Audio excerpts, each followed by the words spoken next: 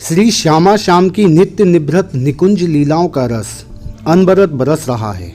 एक समय श्री श्यामाजू की प्रधान सखी श्री ललिताजू ने विचार किया कि यह दिव्य मधुर रस धराधाम पर मनुष्य मात्र के लिए कैसे सुलभ हो।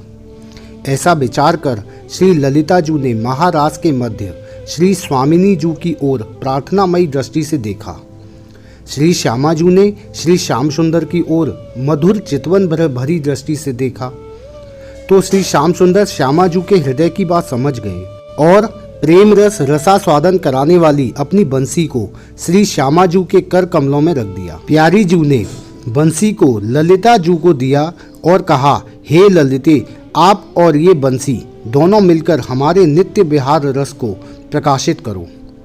प्यारी जू की वह बंसी श्री हित हरिवंश महाप्रभु के रूप में ब्रजमंडल में श्री राधा रानी के गांव लारावल के निकट बाद गांव में प्रकट हुई और तीनों लोकों में इस दिव्य मधुर नित्य विहार रस का विस्तार किया।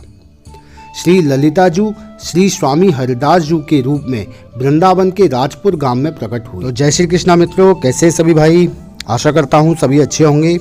तो दोस्तों, स्वागत है आप लोगों का एक बार फिर हमारी एक नई वीडियो में, जिसमें हम बात करेंगे श्री हित हरिवंश महाप्रभु जी के संपूर्ण जीवन के बारे में।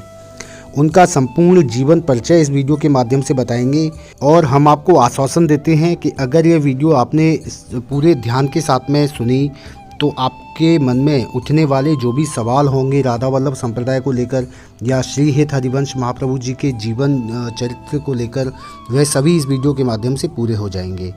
तो चलिए दोस्तों, स्टार्ट करते हैं। बने रहिएगा वीडियो के साथ में। वीडियो अच्छी लगे तो अपने मित्रों के साथ शेयर अवश्य कीजिएगा, जिससे और लोग भी यह ज्ञान प्राप्त कर सकें। तो चलिए दोस्तों, जय श्री कृष्णा। उत्तर प्रदेश के सहारनपुर जिले में एक गाँव है देववन, जहां श्री तपन मिश्र के पुत्र ज्योतिष के परम विद्वान यजुर्वेदीय कश्यप गोत्रीय गौर ब्राह्मण श्री व्यास मिश्र जी निवास करते थे। व्यास मिश्र उस समय के प्रसिद्ध ज्योतिषी थे और इस विद्या के द्वारा उन्होंने प्रचुर संपत्ति प्राप्त की थी। धीरे धीरे उनकी ख्याति तत्कालीन पृथ्वीपति के कानों तक जा पहुंची और उसने उन्हें बहुत आदर सहित बुलावा भेजा। व्यास मिश्र बादशाह से 4 श्रीफल लेकर के मिले। बादशाह उनसे बातचीत करके उनके गुणों पर मुग्ध हो गया और उनको 4 हज़ारी की निधि देकर सदैव अपने साथ रखने लगा। व्यास मिश्र की समृद्धि का अब कोई ठिकाना नहीं रहा और वे राजसी ठाट-बाट से रहने लगे। व्यास मिश्र के पूर्ण सुखी जीवन में एक ही प्रबल अभाव था, वे निसंतान थे। इस अभाव के कारण वे एवं उनकी पत्नी तारा रानी सदैव उदास रहते थे। व्यास मिश्र जी 12 भाई थे, जिनमें एक नरसिंहाश्रम जी विरक्त थे। नरसिंहाश्रम जी उच्च कोटि के भक्त थे एवं लोक में उनकी सिद्धता की अनेक कथाएं प्रचलित थीं। विरक्त होते हुए भी इनका व्यास जी से स्नेह था और कभी कभी यह उनसे मिलने आया करते थे। एक बार मिश्र दंपति को समृद्धि में भी उदास देखकर उन्होंने इसका कारण पूछा। तब व्यास मिश्र जी ने अपनी संतानहीनता को उदासी का कारण बताया और नरसिंहाश्रम जी के सामने परम भागवत रसिक अनन्य पुत्र प्राप्त करने की अपनी तीव्र अभिलाषा प्रकट की।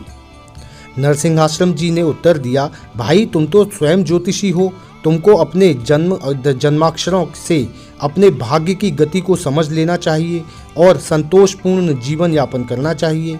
यह सुनकर व्यास मित्र तो चुप हो गए, किंतु उनकी पत्नी ने दृढ़तापूर्वक पूछा, यदि सब कुछ भाग्य का ही किया होता, यदि विधि का बनाया विधान ही सत्य है, तो इसमें आपकी महिमा क्या रही? इस बार नरसिंहाश्रम जी उत्तर दे न सके और विचार मग्न होकर वहां से चले गए। एकांत वन में जाकर उन्होंने अपने इष्ट की आराधना की और उनसे व्यास मिश्र की मनोकामना पूर्ण करने की प्रार्थना की। रात्रि को स्वप्न में प्रभु ने उनको संदेश दिया कि तुम्हारे सत्संकल्प को पूर्ण करने के लिए स्वयं हरि अपनी बंसी सहित व्यास मिश्र के घर में प्रकट होंगे। नरसिंहाश्रम जी ने यह संदेश व्यास मिश्र को सुना दिया और इसको सुनकर मिश्र दंपति के आनंद का ठिकाना नहीं रहा। बादशाह व्यास मिश्र जी को सर्वत्र अपने साथ तो रखता ही था, तो हित हरिवंश के जन्म के समय भी व्यास मिश्र अपनी पत्नी सहित बादशाह के साथ ही थे और ब्रजभूमि में ठहरे हुए थे। वहीं मथुरा से 5 मील दूर बाद नाम का एक गांव है, जहां बैसाख शुक्ला एकादशी सोमवार संवत 1559 में अरुणोदय काल में श्री हित हरिवंश जी का जन्म हुआ। महापुरुषों के साथ साधारणतया जो मांगलिकता संसार में प्रकट होती है, वह श्री हित हरिवंश के जन्म के साथ भी हुई और सब लोगों में अनायास ही धार्मिक रुचि, पारस्परिक प्रीति एवं सुख शांति का संचार हो गया। ब्रज के वन हरे भरे हो गए, लताओं में पुष्प खिलने लगे, सूखे सरोवर जल से भर गए, वातावरण में सुगंध व्याप्त हो गई, आकाश में बिजली चमकने लगी, हल्की हल्की बारिश की बूंदें गिरने लगी, वातावरण सुहावना हो गया। ब्रजवासियों के हृदय अकस्मात ही प्रेम और हर्ष से भर गए। जब श्री हित आचार्य 6 महीने के थे, तब उनके मुख से संस्कृत के श्लोक का उपदेश लिया गया था, जहां उपस्थित श्री नरसिंहाश्रम जी ने भी वह श्रवण किया था। वह कोई साधारण श्लोक नहीं थे, वो एक श्यामा श्याम जी की दिव्य निकुंज लीला से संबंधित थे। ऐसा बहुत दिनों तक चलता रहा। जब श्लोकों की संख्या 270 हो गई तो श्री हिताचार्य के मुख से श्लोक बंद हो गए। श्री नरसिंहाश्रम जी ने कुल मिलाकर 270 श्लोकों को ग्रंथ में लिपिबद्ध कर लिया, जिसका नाम श्री राधा सुधा निधि हुआ। श्री हित हरिवंश महाप्रभु जी जब 4-5 साल के थे, तब का एक प्रसंग बताते हैं। एक दिन वो जल्दी उठ गए और उस समय उनकी मैया ने ठाकुर सेवा भी नहीं की थी और मंदिर के पट भी बंद थे। वो उठे और बोलते हैं कि मुझे चरणामृत दो, और रोने लग गए। उनकी माँ ने उनको समझाने की बहुत कोशिश की, पर वो माने ही नहीं। जब नहीं माने तो उनकी माँ ने उनको पानी में ही चंदन घोल के और उनको दे दिया। बोली, ये लो चरणामृत। वो बोले, ये चरणामृत नहीं है। और दिन तो इसमें राधा माधव के चरणों की सुगंध आती थी, पर इसमें अभी तो नहीं आ रही है। तब उनके माता पिता चकित रह जाते हैं। बोलते हैं, हम पूरे जीवन में ये बात नहीं जान पाए और ये अभी इस उम्र में इस अवस्था में हैं। इसे ही बोलते हैं अनन्य भक्त। एक और प्रसंग सुनाते हैं। एक बार श्री हित उन्होंने 2 बालकों को राधा और मोहन के रूप में श्रृंगार किया। फिर कुछ देर बाद श्रृंगार बदलकर राधा को मोहन और मोहन को राधा का श्रृंगार धारण करा दिया। अंदर घर में इनके पिता व्यास जी अपने आराध्य श्री राधाकांत का श्रृंगार कर उनकी छवि निहार रहे थे। तभी अचानक वो चौंक पड़े, क्योंकि उन्होंने जो भी श्रृंगार किया था वो उल्टा हो गया। जो श्रृंगार उन्होंने कृष्ण जी का किया था वो राधा जी पर आ गया, और जो राधा जी ने किया था वो कृष्ण का श्रृंगार बन गया। उन्होंने सोचा कि वृद्धावस्था के कारण उन्हें भ्रम हुआ होगा, परंतु तुरंत ही वह श्रृंगार अपने आप बदलने लगा। वह घबराकर बाहर आए तो देखते हैं कि बगीचे में श्री हित हरिवंश अपने सखाओं के साथ राधा कृष्ण का श्रृंगार बदलने का खेल खेल रहे हैं। उनको आभास हो गया कि निश्चय ही कोई असाधारण महापुरुष उनके घर में प्रकट हुआ है। ऐसे ही एक दिन इनके पिता व्यास जी ने ठाकुर जी के सामने लड्डुओं का भोग रखा और आंखें बंद कर भोग मंत्र बोलने लगे। जब उन्होंने आंखें खोली तो देखते हैं कि भोग के थाल में लड्डुओं की जगह फलों के दोने हो गए हैं। उन्हें पुरानी घटना याद आ गई। उन्होंने बाहर आके देखा कि बालक श्री हित हरिवंश ने बगीचे में 2 वृक्षों को नीली पीली पुष्पमाला पहनाकर राधा कृष्ण का स्वरूप बनाया हुआ था और उनके सामने फलों का भोग रखा हुआ था। इसका मतलब बालक श्री हित हरिवंश जो भी खेल बगीचे में खेलते थे, वह सभी मंदिर में जाकर के घटित होता था। एक बड़ी सुंदर लीला है। एक बार उनके मन में विचार आता है कि ठाकुर जी तो मेरे माता पिता के हैं, वो अपनी मर्जी से श्रृंगार भोग सेवा करते हैं, हमारे भी अपने ठाकुर होने चाहिए। तो एक दिन 5 वर्ष की आयु में ही श्री हित हरिवंश जी को ठाकुर जी ने सूचना दी कि हमारे विग्रह बगीचे में सूखे कुएं में हैं। इतना जानना था और वह कुएं में जाकर कूद गए। यह देखकर माता पिता और कुटुंबजन अत्यंत व्याकुल हो उठे। तभी लोगों ने देखा कि कुएं में एक दिव्य प्रकाश फैल गया और बालक श्री हित हरिवंश श्याम सुंदर की एक सुंदर मूर्ति को अपने कर कमलों में संभाले हुए अपने आप कुएं से ऊपर उठते चले आ रहे हैं। उनके ऊपर पहुंचते ही कुआं मीठे जल से भर गया। ठाकुर जी को लाकर राजमहल में पधराया गया और श्री हित हरिवंश जी के पिताजी ने उनका नाम रखा श्री नवरंगी लाल, क्योंकि वो रोज नई नई लीला करते थे और उनकी पूजा सेवा बड़े प्रेम से करने लगे। आज भी देवबंद में श्री राधा नावरंगी लाल जी के दर्शन कर सकते हैं। बिल्कुल राधा वल्लभ जैसे ही हैं, बस उनसे थोड़े छोटे हैं पर बहुत ही अद्भुत हैं। जब श्री हित हरिवंश महाप्रभु जी 16 वर्ष के हुए तो व्यास जी को उनके विवाह की चिंता हुई, तो महाप्रभु जी का विवाह रुक्मणी जी से हुआ। उन्होंने उनकी भक्ति को आगे ही बढ़ाया। उनकी माता तारा रानी और उनके पिताजी व्यास जी की इच्छा थी कि वो राधा माधव जी का दर्शन करें तो जीवन धन्य हो जाए, तो उनको भी हरिवंश जी ने ठाकुर जी के प्रत्यक्ष दर्शन कराए। फिर पहले माता का फिर पिता का शरीर पूरा हो जाता है। श्री हित हरिवंश जी की माता तारा रानी का निकुंज गमन संवत 1589 में और पिताजी का 1590 में हुआ। श्री रुक्मणी देवी जी से इनके एक पुत्री और 3 पुत्र उत्पन्न हुए।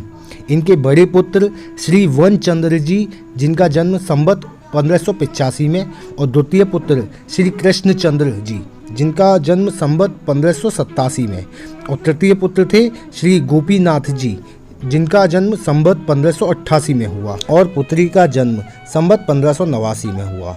माता पिता की मृत्यु के उपरांत श्री हरिवंश जी को श्री जी ने सपने में आकर आदेश दिया कि किसी प्रकार भगवान की लीला स्थली में जाकर वहाँ की रसमयी भक्ति पद्धति में लीन होकर जीवन सफल करें। उन्होंने अपनी पत्नी से साथ चलने के लिए बोला, पर उनकी पत्नी ने बोला वहाँ कैसे रहेगी, वहाँ तो खतरनाक जंगल है और बच्चे भी छोटे थे और उनके 4 सखा थे जो उनके अलावा किसी और के साथ जीवन जीना सोच भी नहीं सकते थे। महाप्रभु जी ने उनको साथ आने से काफ़ी मना किया, पर वो नहीं माने, तो फिर वो भी साथ में उनके चल पड़ते हैं। वो भजन करते करते पैदल निकल जाते हैं, रास्ते में प्रेम बांटते जाते हैं।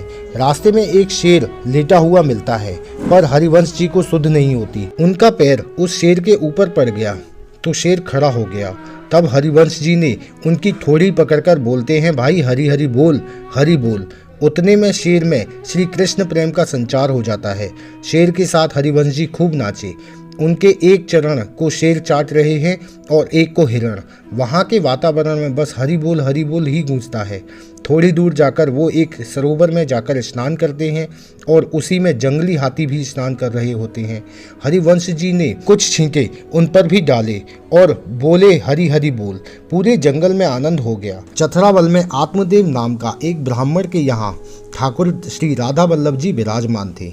आत्मदेव को श्री राधा जी ने स्वप्न में आज्ञा दी कि अपनी दोनों पुत्रियों कृष्ण दासी एवं मनोहरी का विवाह श्री हित हरिवंश जी से कर दो और दहेज में मुझे दे देना। यही सपना श्री जी का हरिवंश जी को भी आया था। आत्मदेव ने श्री राधा जी की आज्ञा बताकर श्री हित हरिवंश जी को ठाकुर श्री राधा वल्लभ जी दे दिए और अपनी पुत्रियों का विवाह भी उनसे कर दिया। चथरावल गांव में ही उनकी शादी हुई थी। अब प्रश्न ये आता है कि राधा वल्लभ जी की रस मूर्ति आत्मदेव जी को कहाँ से मिली? तो राधा वल्लभ जी शिव शंकर जी द्वारा दिए गए थे, जो कि आत्मदेव द्वारा भक्ति से एवं श्री जी की आज्ञा से श्री हरिवंश जी को दिए थे। आत्मदेव जी के सामने जब शिव जी प्रकट हुए तब उन्होंने कुछ मांगने को बोला, तो आत्मदेव जी ने बस इतना ही बोला कि जो आपको सबसे प्रिय है वो ही दे दो। तो उन्होंने स्मरण किया कि सबसे ज़्यादा तो हम राधा वल्लभ जी को ही अपना प्रेम करते हैं, तो ठाकुर जी की आज्ञा से वो रस मूर्ति आत्मदेव जी को दे दी एवं काफ़ी साल आत्मदेव जी ने उनकी पूजा की, प्रेम किया और निश्चय किया कि हम इनको उसी को देंगे जो हमारी पुत्रियों से विवाह करेगा। वही राधा वल्लभ जी हरिवंश जी को मिले और जिस गांव से वो गुजरते थे उसी गांव में उत्सव होता है। 2 महीने में जाकर वो वृंदावन पहुंचते हैं और सबसे पहले यमुना जी का दर्शन करते हैं। मदनकेर नाम की एक जगह पर वो रुके और विराजमान हुए। वहाँ ब्रजवासी आए और पहले तीर छोड़ा जाता था, जहाँ तीर गिरता था वहीं तक उनको जमीन दे दी गई थी। जहाँ तीर गिरता है पहले इस जगह का नाम तीर घाट था, फिर बाद में चीर घाट हुआ। वो सारी जमीन हरिवंश जी को दे दी गई थी। फिर सेवा कुंज में ठाकुर जी विराजमान हुए। श्री हित हरिवंश जी पहले ऐसे आचार्य थे जो परिवार के साथ आए और यहाँ पर रहे। तो मित्रों, ये थी संपूर्ण गाथा श्री हरिवंश महाप्रभु जी के बारे में, उनका संपूर्ण जीवन परिचय। हम आशा करते हैं कि आपको वीडियो पसंद आई होगी। अगर वीडियो पसंद आई हो तो अपने मित्रों के साथ शेयर करें, जिससे और लोग भी यह ज्ञान प्राप्त कर सकें। इसी तरह की धार्मिक वीडियोस देखने के लिए हमारे चैनल ब्रज आस्था को सब्सक्राइब कर लें। फिर मिलेंगे दोस्तों अगले स्थान पर, अगली जगह पर। तब तक के लिए जय श्री कृष्णा, जय श्री राधे, नमस्कार।